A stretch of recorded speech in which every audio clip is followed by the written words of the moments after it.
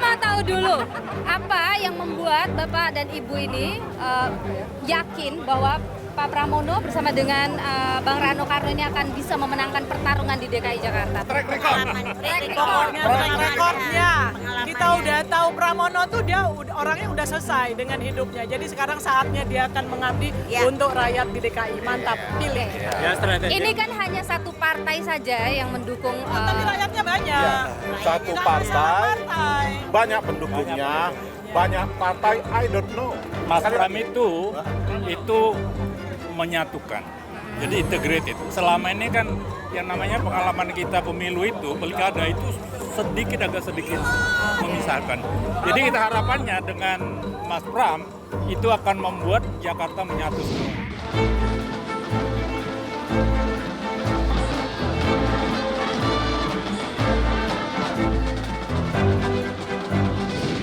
Sudah bersama saya Pramono Anung, calon gubernur DKI Jakarta dari PDI Perjuangan. Mas Pram, terima kasih sudah bersama Niluh, Mas Pram. Niluh, selamat malam. Saya ingin langsung menanyakan, karena nama Anda tidak pernah muncul dalam survei calon gubernur DKI Jakarta. Bagaimana sih Mas proses pengambilan keputusan oleh Bu Mega sampai Anda yang kemudian dipilih PDIP? Jadi proses pengambilan di PDI Perjuangan itu terbuka.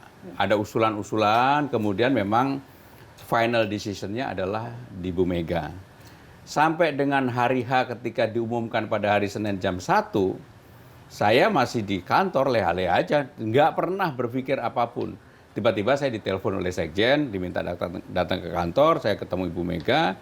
Secara langsung ketika bertemu Ibu Mega menyampaikan, kamu yang akan saya rekomendasikan, saya calonkan untuk Gubernur DKI Jakarta. Karena saya udah terlalu lama sama beliau, sehingga saya juga ngomongnya ceplas-ceplos. Mbak bercanda. Enggak, saya serius. Saya sebagai ketua umum partai, saya menggunakan hak saya untuk menentukan kamu. Mbak, saya kan nggak bisa jawab sekarang. Saya harus menelpon beberapa orang. Minimal 2 orang, saya bilang. Ya silakan aja. Yang Anda telepon? Yang pertama istri saya. Yang berikutnya kurang lebih 15 menit kemudian saya telepon Pak Jokowi. Beliau ada di Lampung. Saya bilang, Pak, saya ditugasin Ibu untuk menjadi calon gubernur di DKI. Ketawalah beliau, dan beliau menyampaikan, kalau memang dicalonkan ya harus diterima, jangan enggak. Bapak manas-manasin aja. Enggak, ini saya sampaikan apa adanya. Singkat cerita, sore saya ketemu lagi ketika beliau udah di istana. Hari Senin sore? Senin sore, jam 5. Saya ketemu beliau, saya sampaikan kembali kepada Presiden, Pak ini Bu, ya udah terima aja. Pak, Bapak kenapa sih kok dorong-dorong? Saya memang, kalau berdua kan bahasa, ya karena saya sama beliau udah 22 tahun, sehingga saya juga, kalau tidak terbuka, nggak banyak orang, saya bisa apa adanya. Ntar Pak, saya pikirin dulu. Gitu. Besok pagi-pagi, jam 9 pagi, saya ketemu lagi dengan Presiden. Saya sampaikan ke beliau, Pak, tadi malam Ibu dan ini bla bla bla lah. Pokoknya intinya minta saya tetap maju sebagai calon gubernur DKI Jakarta. Ya udah terima aja. Ya udah terima aja. Beliau menyampaikan itu. 2 orang inilah yang menjadi pertimbangan. Karena keputusan tetap sepenuhnya di Bu Mega kan. Oke.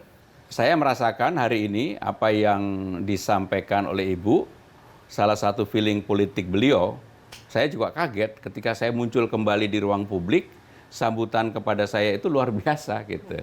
Kan saya amati dari responnya di WA grup saya ataupun ke saya secara pribadi, di sosmed dan sebagainya. Mereka memberikan dukungan yang luar biasa. Bahkan beberapa nama-nama yang cukup prominent itu juga menyampaikan kepada saya, Mas udahlah, walaupun saya Pak ini, tapi saya akan memberikan dukungan kepada Mas. Nama-nama yang sangat prominent. Partai politik lain? Partai politik lain bahkan ada beberapa ketua umum. Spekulasi mencuat di luar bahwa munculnya nama Pramono Anung atas dorongan Pak Jokowi. Enggak, sama sekali enggak.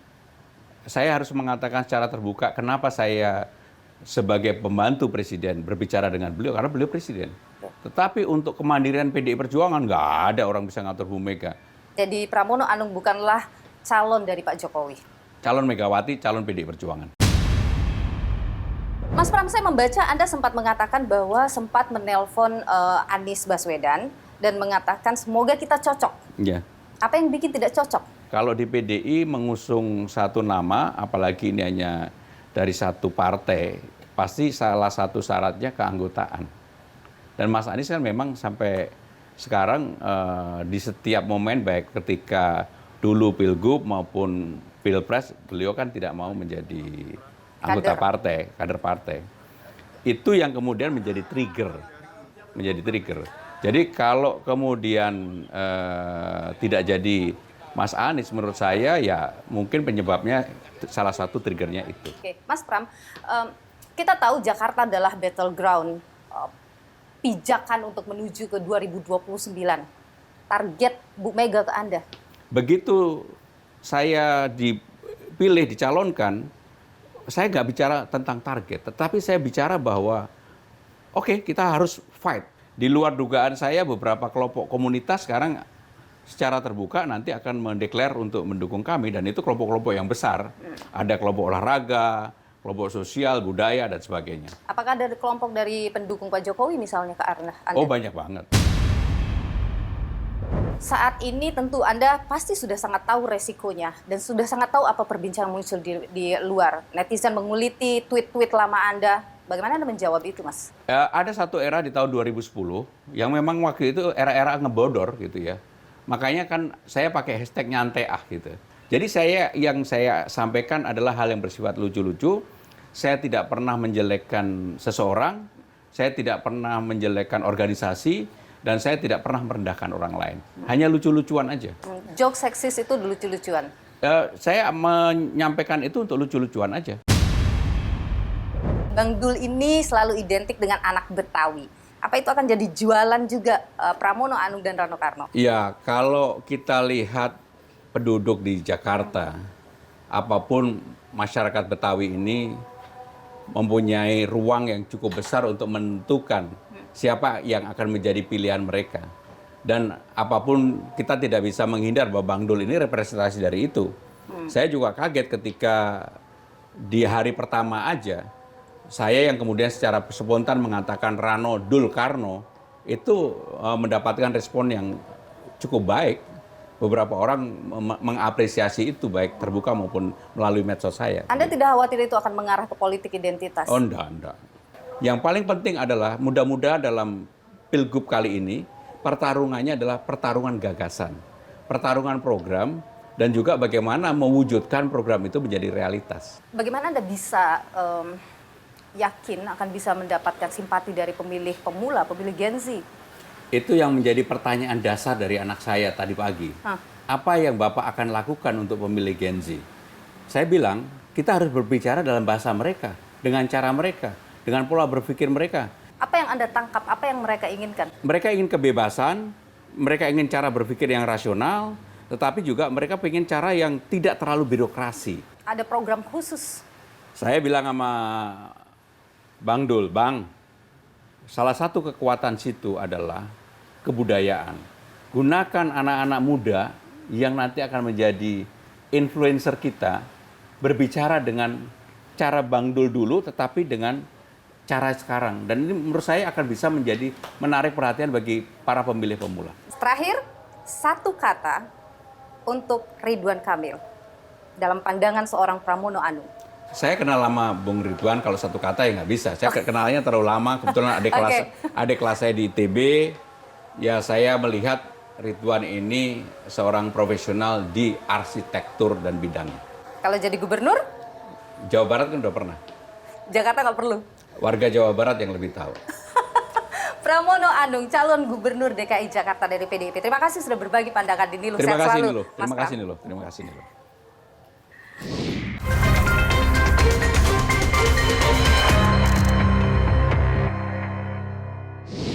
Ridwan Kamil, Jakarta maju, Jakarta maju, Ridwan Kamil, Ridwan Kamil, Jakarta maju, Jakarta maju, Ridwan Kamil.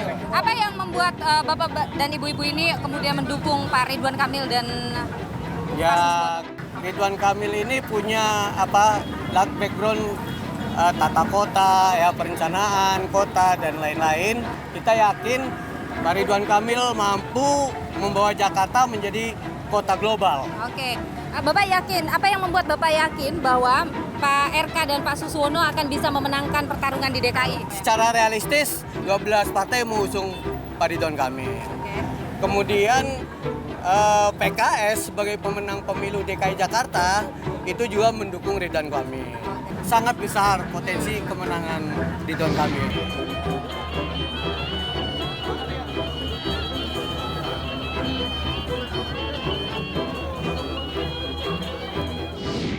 Sudah bersama saya bakal calon gubernur DKI Jakarta Ridwan Kamil. Kang Emil, terima kasih sudah bersama Niluh. Sehat selalu Kang Emil. Sehat, alhamdulillah. Kang Emil, saya akan mulai dulu dengan pertanyaan semua orang. Kenapa Ridwan Kamil yang jadi cagupnya Kim Plus ini? Padahal Ridwan Kamil kalau kita bicara survei ada di layer ketiga begitu. Apa sih yang dinegosiasikan dengan Kang Emil? Ya, pemirsa harus paham bahwa sistem demokrasi kita itu kan basisnya partai politik. Dalam partai politik ini saya menjadi kadernya. Saya kan kader Golkar. Maka saya bisa menyampaikan pendapat saya, tapi akhir final decision-nya memang mengikuti keputusan partai. Partai Golkar bersama Kim membuat sebuah perhitungan bahwa pada saat DKI tidak lagi jadi ibu kota, dibutuhkan sosok individual yang memahami tata kota, yang memahami urban planning lah kira-kira begitu ya. Kebetulan sayanya adalah kurator di IKN. Yang saya tahu kan pergerakan perpindahan dari Jakarta ke Nusantara berdampak apa. Nah itu salah satu alasan teknokratisnya. Kalau alasan politisnya, memang Pak Prabowo bertemu dengan saya menyampaikan banyak program-program yang beliau ingin hadirkan untuk warga Jakarta. Nah, beliau ingin gubernurnya tuh bisa sering komunikasi dengan baik, kan begitu ya. Bisa satu frekuensi, bisa mudah untuk diajak ngobrol. Kalau yang lain Pak Prabowo tidak merasa nyaman gitu ya? Saya nggak paham, cuman saya merasa terhormat aja. Presiden terpilih punya ekspektasi ke saya. Kan kita tahu ya bagaimana penerimaan di Jakarta, media sosial ramai dengan isu Anda gitu. Anda sendiri merasa apa dari sosok seorang Ridwan Kamil ini kira-kira akan bisa dicintai oleh warga Jakarta? Saya itu tidak berubah. Bisa lihat cara saya mencintai Bandung. Oke. 450 penghargaan, perubahan. Saya mencintai di level lebih besar 50 juta orang. Berakhir dengan 555 penghargaan juga. Nah, di tempat baru juga sama prosesnya. Saya ingin berkenalan, bersilaturahmi, ingin mendengar, dan nanti kalau takdirnya ada, ya saya akan mencintai. Baik yang memilih Mencintainya dari sekarang dong, Kang. Kan saya lagi belajar. Lagi belajar mencintai. Mencintai itu kan ada proses. Tapi sekarang prosesnya udah ke arah positif. Iya, kalau lihat di lapangan antusiasme warga misalkan ya kemarin ke selatan heboh sih. Kadang-kadang keriuhan di medsos dengan realita di lapangan seringkali tidak selalu sama. Oke, isu Bobotoh, The Jack, bagaimana itu Anda? Pokoknya saya cuma bilang saya akan mencintai, tidak akan menjanjikan hal-hal yang nanti dianggap politisasi kan, salah. Tapi supporter itu besar loh, Kang Emil, dukungannya. Bagi saya semua bisa dikomunikasikan poin. Apa sih masalah Jakarta yang paling urgent untuk diselesaikan dalam waktu yang singkat gitu? Top of mind pertama itu polusi yang berhubungan dengan kemacetan kan. Yang kedua yang paling sering ditanya itu pengangguran. Jadi dengan visi kota global itu sebenarnya memperbanyak pekerjaan nantinya, karena kota global itu kayak Singapura lah ya, kualitas layanan kotanya sehingga orang investasi ngantor di sini ya seluruh dunia kan, sehingga menambah pekerjaan, memperbanyak event, memperbanyak destinasi, sehingga lowongan pekerjaan juga naik. Nah kalau polusi juga tentunya yang paling jangka pendek memperbanyak pohon, yang rindang kebanyakan Jakarta Selatan, kemudian memadatkan kota, memperbanyak hunian di tengah kota. Sehingga jarak dari hunian ke tempat kerja nggak terlalu jauh. Oh, mengurangi mobilitas di jalan? Mengurangi mobilitas, artinya mengurangi kemacetan. Orang bisa jalan kaki atau naik sepeda. Kalau mengurangi pergerakan, karena nggak ada mobil yang terlalu jauh, berarti kan polusinya berkurang. Jadi polusi berkurang, kemacetan berkurang, bahagia.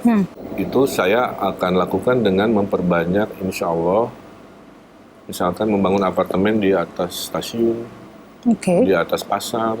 Masyarakat kira-kira terjangkau nggak tuh harganya, kan dalam kota itu mahal ya Kang Emil? Ya, makanya harus ada subsidi dari pemerintah berupa lahan-lahannya itu milik pemerintah dan bukan untuk menengah atas.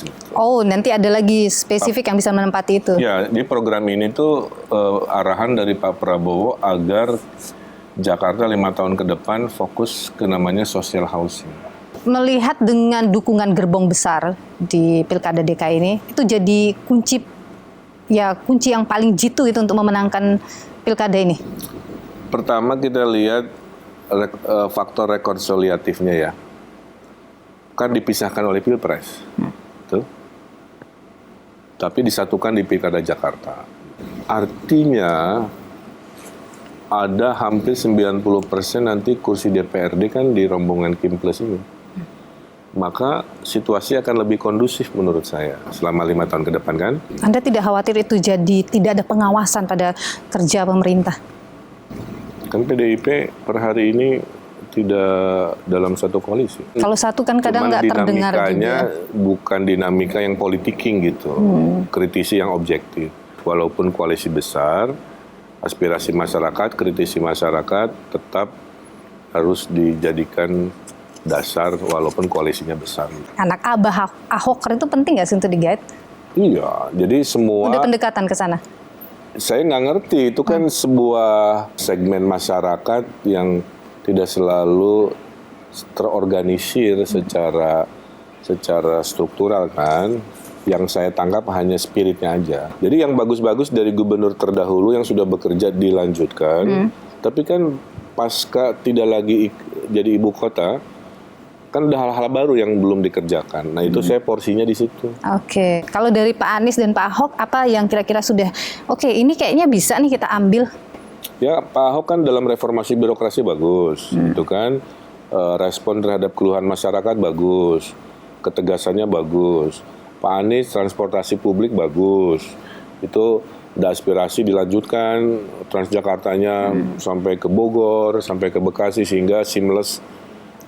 Karena perbedaannya sekarang ada kewajiban Jakarta menjadi aglomerasi kan. Ya. Bagaimana Anda melihat sosok seorang Pramono Anung?